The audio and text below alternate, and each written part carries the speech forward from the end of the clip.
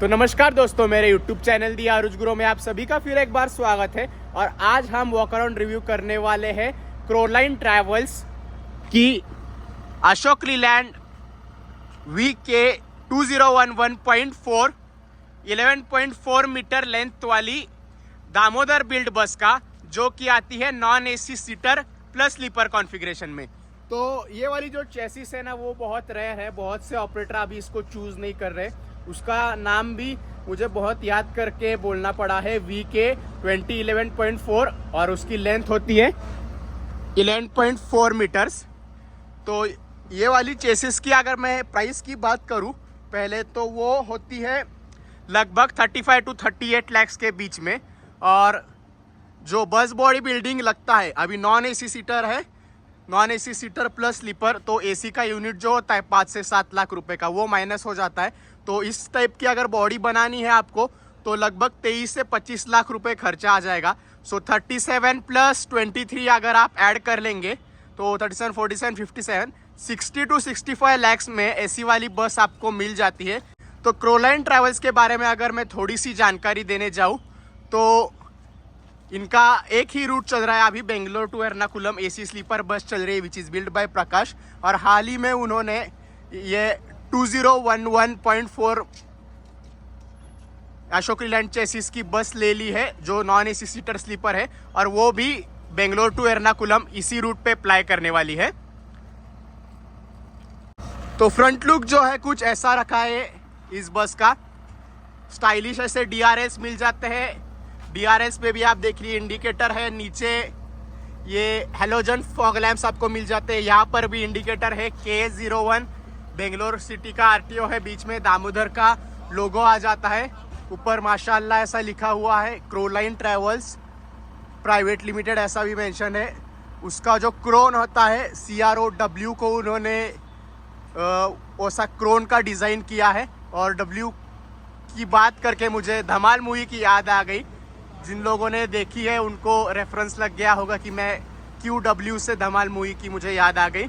बाकी front look तो बहुत सही किया है, बड़े वाले मिरर्स आ जाते हैं, और अगर उन मिरर्स को कुछ हो जाए तो साइड में आप देख सकते हैं छोटे वाले मिरर्स भी आपको दिए हैं। और अशोक लीलैंड चेसिस है, BS6 चेसिस है, इसीलिए आपको साइलेंसर जो है वो कैप्टन दादा के सीट के ठीक नीचे मिल जाता है। बाकी स्टेप्स एंड ऑल है ना, वो बहुत सही से प्लेस किए हैं, क्योंकि लास्ट टाइम हमने JCBL बिल्ट विजयानंद ट्रैवल्स का वीडियो जब हमने किया था, तो उन्होंने क्या किया था, दोनों स्टेयर्स जो है यहाँ पर ही कर दिए थे। लाइक दिस स्टेयर केस जो है वो ये वाला पैर रखने के लिए वो यही कर दिया था। तो दामोदर वैसा एकदम परफेक्ट काम करता है आई वुड से। बाकी दामोदर को एक इम्प्रूवमेंट करना चाहिए कि नाम में दामोदर हाईडेक प्लस, अभी 13.5 मीटर भी हाईडेक प्लस, 12 मीटर भी हाईडेक प्लस, ऐसा ना करते हुए 11 मीटर, 11.5 मीटर या फिर 12 मीटर की जो बस है उनको अगर सिर्फ हाई डेक ऐसा नाम दे दे तो वो सही हो जाएगा। जैसे MG करता है ग्लाइडर Z प्लस, अगर 13.5 मीटर है तो ही प्लस। तो नाम पे थोड़ा सा काम करना चाहिए। बाकी नॉन AC सीटर स्लीपर होने के कारण, नॉन AC बस होने के कारण इसमें आपको स्लाइडिंग विंडोज़ मिल जाते हैं। ऊपर लगेज रखने के लिए कंपार्टमेंट बनाया है, ये देखिए वो वाला कंपार्टमेंट है। और साइड लुक कुछ ऐसा है इस बस का। अभी हम इसका बैक लुक देख लेते हैं, बैक लुक के बाद हम जाएंगे इसके बूट स्पेस की तरफ। तो दोस्तों बैक लुक कुछ ऐसा है इस बस का। यहाँ पर एक मलयालम एक्टर है, मलयालम फिल्म इंडस्ट्री के, जगदीश श्री कुमार, उनका एक छोटा सा कार्टून टाइप पोस्टर यहाँ पे बनाया है, ये देख लीजिए। तो ये भी कुछ यूनिक किया है। They have tried just like Puncheri from Kollam, उस पे जैसे फहद फासिल सर का पोस्टर है, तो इसमें भी इन भाई साहब का पोस्टर आपको आ जाता है, ये भी बहुत सही चीज़ है। बाकी यहाँ पे K01 नंबर प्लेट आ जाती है ऊपर की, और रिवर्स पार्किंग कैमरा आ जाता है। पर ऑनेस्टली ये वाला कॉन्सेप्ट मुझे बहुत पसंद आया है, सिंपल एंड सॉर्टेड रखा है। अगर ऐसे ही कॉन्सेप्ट सभी लोग लेके आए तो इंडिया की जो बसेस है उनमें कुछ अलग हो जाएगा, एक्टर्स की हो या फिर यू कैन से हमारे जो स्पोर्ट्स प्लेयर है इंक्लूडिंग चेस, बैडमिंटन, क्रिकेटर्स। अभी क्रिकेटर्स का तो है ही पुंचेरी पे धोनी और विराट कोहली जी का, पर एक्टर्स के या फिर बहुत से जो फेमस पर्सनैलिटीज़ है वो जो देश के लिए बहुत कुछ कर रहे हैं, उनके पोस्टर्स अगर बसेस पे आ जाए तो बसेस पे 4 चांद लग जाए, ऐसा मेरा मानना है। बाकी यहाँ पर भी देख लीजिए टेल लैम्प्स कुछ ऐसे है, ये पार्किंग इंडिकेटर है और ब्रेक वगैरह प्रेस करने पर ये वाले लाइट्स ऑन हो जाएंगे। और DRLs यहाँ पे नहीं दिए हैं तो वो देने चाहिए थे।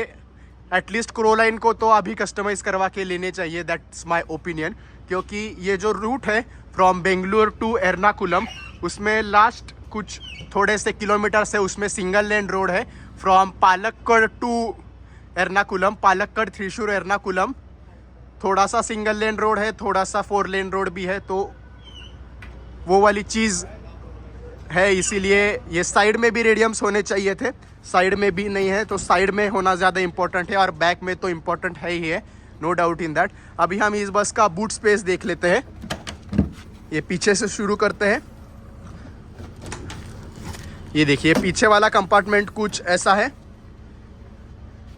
ये एक सीढ़ी मिल जाती है जो दामोदर ही प्रोवाइड करते हैं। नीचे लाइट्स प्लेस किए गए हैं और एडब्लू की जो आप कह लीजिए बकेट है उसमें एडब्लू होता है, वो वहाँ पे रखी हुई है।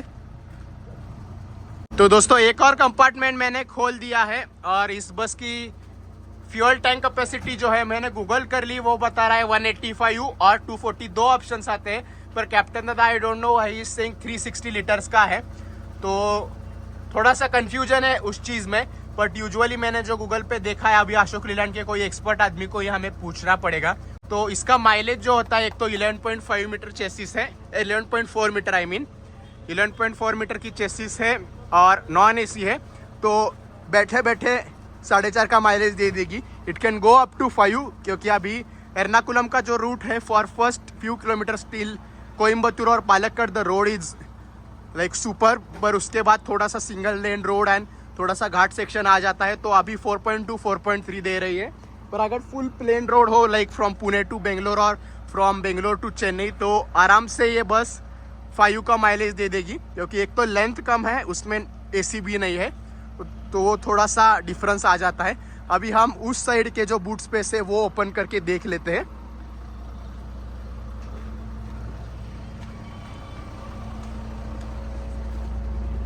तो यहाँ पर यूजुअली बैटरीज होती है, वो अभी मैं नहीं खोल रहा क्योंकि वो कुछ स्टक हो गया है कुछ कारणों की वजह से। अभी ये वाला मैंने कंपार्टमेंट खोल दिया है। यहाँ पे आप अंदर देख लीजिए, ये ऐसा वाला छोटा सा लाइट आ जाता है आपको यहाँ पे, और ये वाला सेक्शन यहाँ पे है। यहाँ पे कस्टमर्स के पैसेंजर्स का जो लगेज वगैरह है वो फिट हो जाएगा। ये 2 कंपार्टमेंट है, 11.4 मीटर चेसिस से, इसलिए आपको बूट स्पेस भी बहुत ज़्यादा कम मिलता है इस बस में। इसीलिए ऑपरेटर्स ऊपर की ओर लगेज कंपार्टमेंट जो है वो कस्टमाइज कर लेते हैं और वो एक्सेस किया जाएगा इस सीढ़ी से। तो यहाँ पे एक पैर रख के या फिर दूसरी वाली जो सीढ़ी मैंने बूट स्पेस में दिखाई उसको लगा के ऊपर क्लाइंब कर सकते हैं। That is usually done by the people who load and नीचे लगेज लाते हैं ना, जो लोड एंड अनलोड करते हैं लगेज को, वो लोग वो काम करते हैं। कैप्टन दादा, क्लीनर दादा, वो सब काम कैप्टन दादा, क्लीनर दादा नहीं करते। बाकी यहाँ पर भी देख लीजिए क्रोलाइन का मेंशन आ जाता है। और अभी हम इस बस को अंदर से देखेंगे, शुरू करेंगे केबिन से और हम जाएंगे बर्थ्स की ओर, सीट्स की ओर। तो जैसे ही आप एंटर कर रहे होंगे इस बस में आपको एम्बिएंट लाइटिंग वगैरह मिल जाता है। ये एम्बिएंट लाइटिंग सभी बस बॉडी बिल्डर्स को कस्टमाइज करके देना ही चाहिए, थोड़ा अच्छा लगता है। बाकी ये वाला बोर्ड भी बहुत ज़रूरी है, क्रोलाइन ट्रैवल्स वेलकम्स यू। बाकी ये देखिए कुछ ऐसी है इस बस की केबिन के अंदर भी अच्छा खासा एम्बिएंट लाइटिंग आपको यहाँ पर देखने को मिल जाता है। बाकी ऊपर भी थोड़ी सी लाइट्स है, और भी कोई लाइट्स फॉर श्योर है तो वो मैं ऑन कर देता हूँ अगर है तो ऑलमोस्ट अभी सभी लाइट्स ऑन है, सिर्फ वो 2-3 बटन है बचे हुए। ये देखिए, मुझे पता था कि ज़्यादा लाइट्स है केबिन में, तो इसलिए मैंने अभी सभी लाइट्स ऑन कर दिए।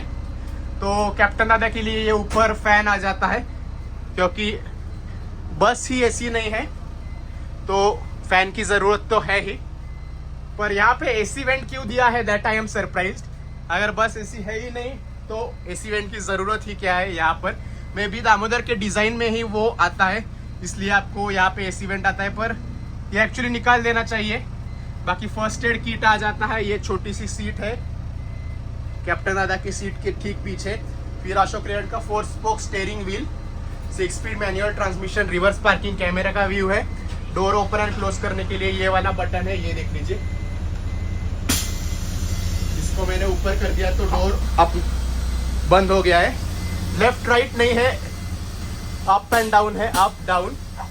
बाकी टैकोमीटर में आप देख लीजिए बस का रनिंग हो चुका है 2483 किलोमीटर्स। और हॉर्न तो अभी एयर हॉर्न वो थोड़ा सा उनको कस्टमाइज करवा के लेना पड़ेगा, क्योंकि ये हॉर्न से लॉरी वाले या फिर कार वाले रात को साइड बिल्कुल नहीं देने वाले, दैट इज द थिंग।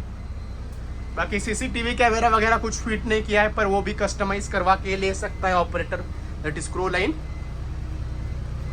और यहाँ पे हम जैसे ब्लॉगर्स आराम से बैठ के ब्लॉगिंग वगैरह कर सकते हैं। पार्किंग इंडिकेटर वगैरह भी चालू है इस बस का।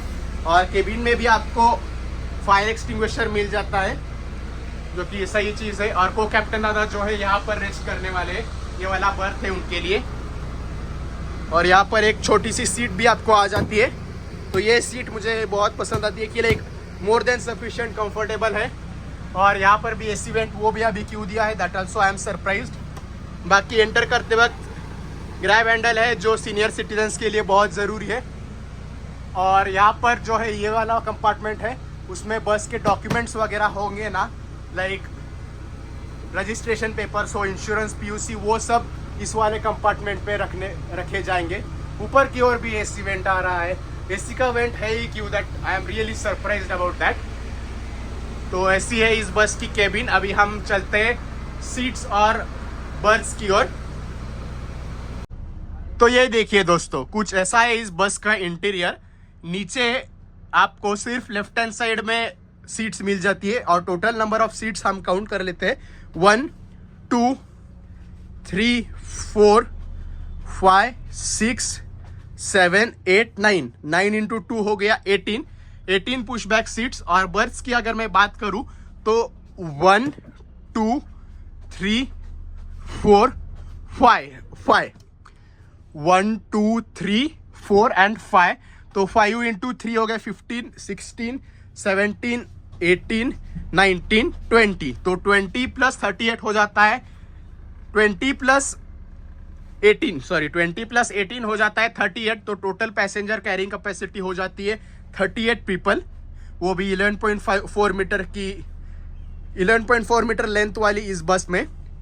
ब्रांड न्यू बस है। आज डेट है 17 नवंबर, लगभग 15 नवंबर को ये बस दामोदर प्लांट से बेंगलोर आ गई है, तो इसलिए आप देख सकते हैं यहाँ पे प्लास्टिक्स वगैरह भी अभी तक नहीं निकाले हैं। चार्जिंग सॉकेट क्रोलाइन ट्रैवल्स वालों ने ये USB वाले कस्टमाइज किए हैं, तो ये थोड़ा सा ऑपरेटर्स को ध्यान देना चाहिए कि 2 पिन अगर वो लोग कर लेना, जैसे यहाँ पर किया हुआ है बर्थ्स पे, तो ये 2 पिन सेम टू सेम वहाँ पे करना चाहिए। तो हमारे जैसे जो आईफोन यूज़र्स हैं उनके लिए बहुत मदद हो जाएगी, क्योंकि ये USB का जो सीन होता है उसके लिए आईफोन यूजर्स को वो डुप्लीकेट वायर लेनी पड़ती है, and which is not good for mobile health. तो ये 2 पिन का चार्जिंग सॉकेट वहाँ पे होना चाहिए। जैसे हमने इंटरसिटी स्मार्ट बस कवर की थी ओन्ड बाय सिद्धगंगा ट्रैवल्स, वो भी सीटर स्लीपर है, तो उसमें जो सीट्स है उस सीट्स के यहाँ पर ये वाले सेक्शन में आपको 2 पिन चार्जिंग सॉकेट मिल जाता है, तो इसमें सिर्फ USB चार्जिंग सॉकेट मिल जाता है। तो if I am not sure कि किसके ऊपर होता है, बस बॉडी बिल्डर के ऊपर होता है कि ऑपरेटर के ऊपर होता है, लाइक ये डिसाइड कौन करता है, दामोदर या फिर क्रोलाइन, उतनी मुझे श्योरिटी नहीं है। बाकी एसी वेंट यहाँ पर भी आ जाता है। तो दोस्तों अभी मैंने 15-20 मिनट के लिए व्लॉगिंग पॉज कर दिया था, क्योंकि अभी केबिन में तो एसी वेंट्स थे ही, तो मुझे लगा कि ठीक है गलती से फिट हो गए होंगे या फिर डिज़ाइन में होगा। तो फिर जब मैं अंदर आया तो मैं बोलने ही वाला था कि आपको यहाँ पर भी एसी वेंट्स मिल जाते, तो वो मैंने टेक जो है कट कर दिया।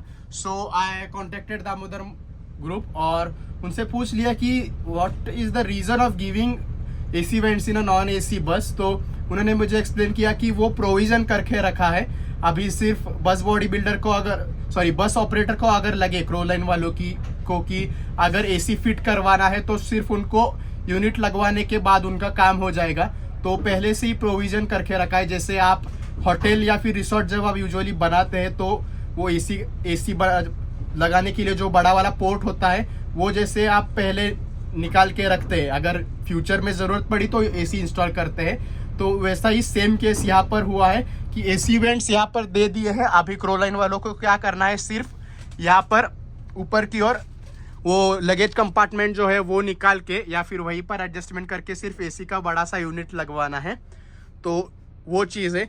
बाकी ये वाली जो सीट्स है जिस पर अभी मैं बैठा हुआ हूँ वो काफ़ी ज़्यादा कंफर्टेबल है। पुशबैक एंगल सही है, लाइक आप 10-12 घंटे बैठ सकते हैं। जिनकी बैठने की क्षमता है वो लोग ही इसमें बैठ के जाए, या फिर जो बर्थ्स होते हैं sleeping is any time best, so के जाना वो ज़्यादा कंफर्टेबल रहेगा।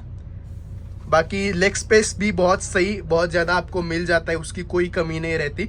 जब सीटर स्लीपर बस होती है उसका ध्यान बहुत रखना पड़ता है कि लेग स्पेस अच्छे से हो, क्योंकि ये जो जर्नीज होती है वो कम से कम 8 से 10 घंटे की होती है स्लीपर सीटर बसेस की। तो उस हिसाब से बस को डिज़ाइन करना पड़ता है बस बॉडी बिल्डर्स को। बाकी यहाँ पे आपको बॉटल होल्डर मिल जाता है, फिर मैगजीन होल्डर मिल जाता है। मोबाइल होल्डर जो है वो आपको बर्थ्स पे मिल जाएगा। ये देखिए यहाँ पर मोबाइल होल्डर है। बाकी यहाँ पे क्रोलाइन की ब्रांडिंग आ जाती है, और ये जो येलोइश ब्राउन मिक्स कलर है और ये बेडशीट का कलर है वो एकदम मैच हो रहा है। बाकी रीडिंग लैम्प आपको यहाँ पर मिल जाता है, वो ऐसे बटन दबा के आप ऑन ऑफ कर सकते हैं। कर्टन्स वगैरह है मरून कलर के, maroon, red, pink. I am not that expert in colours, तो आप ही कमेंट करके बता दीजिए कि कौन से कलर का कर्टन है। If I am not wrong it is maroon. Seats की जो नंबर्स है, सीट के जो नंबर है एक्चुअली वो यहाँ पर मेंशन की है B4W का मेंशन करना दामोदर ने चालू किया है, वो बहुत ज़्यादा सही चीज़ है। मैं ऑलमोस्ट हर व्लॉग्स जो है मेरे उनमें रिपीट करता हूँ कि W का मेंशन कीजिए, W का मेंशन कीजिए। W यानी होता है विंडो। बाकी अभी आप देख लीजिए B6W मतलब वो वाली सीट हो गई, B5 ये वाली सीट हो गई, और यहाँ पर भी सीट्स के नंबर मेंशन है। पर सीटर स्लीपर में जैसे मैंने कहा वही होता है, सीट के ऊपर अगर आप नंबर्स मेंशन कर दे तो वो बहुत ज़्यादा सॉर्टेड हो जाएगा। अभी 10W 12W इसमें से आप मान के चलिए 10W वो वाली है, 12W वो वाली है, तो क्रू भी आपको असिस्ट कर देगा। पर अगर यहाँ पे नंबर हो इसके ठीक ऊपर तो पैसेंजर्स को सॉर्ट करने में आसानी हो जाएगी। बाकी सीढ़ी वगैरह यहाँ पर आ जाती है। और सबसे बड़ी दिक्कत में मैंने मधुमिता ट्रैवल्स के जो 9600S AC सेमी स्लीपर है उसमें मैंने कवर की थी कि ऊपर की ओर जो लोग बैठने वाले हैं तो वो जब क्लाइंब करेंगे इस स्टेयर के जरिए तो यहाँ पर बैठने वाला जो बंदा है या फिर जो लेडीज़ है उनको थोड़ी सी तकलीफ़ हो सकती है कि वो अगर आराम से यहाँ पे बैठे हैं, रात को सोए हैं, तो उनको अगर पैर वगैरह लग जाए इन भाई साहब का, दोनों भाई साहब का जो ऊपर जाके सोने वाले हैं, तो वो थोड़ा सा डिस्टर्बिंग हो सकता है। एक अगर सीट का एंगल जो है पुशबैक है तो कोई दिक्कत नहीं होगी, but if the seat is upright तो वो थोड़ा सा डिस्टर्बिंग हो सकता है। मैंने पर्सनली कभी सीटर स्लीपर में ट्रैवल नहीं किया है, सो उतना एक्सपीरियंस नहीं है मुझे। एक बार ट्रैवल करके I will share you the experience कि कैसा रहा मेरा एक्सपीरियंस। ये वाला प्रॉब्लम सच में एग्जिस्ट कर रहा है कि नहीं, वो हम सॉर्ट कर लेंगे एक बार जल्द ही।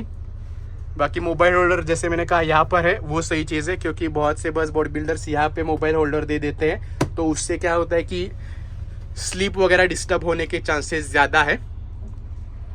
और एक इम्पॉर्टेंट पॉइंट मैं आपको बताना चाहूँगा। पहला, एक्चुअली 2 पॉइंट अभी हमें कवर करने हैं। पहला है कि ये जो लास्ट वाले जो बर्थ्स है ना, उसकी जो स्लीपिंग की पोजीशन है रहने वाली है पैसेंजर्स की, वो रहने वाली है टुवर्ड्स द डायरेक्शन इन विच बस इज़ मूविंग।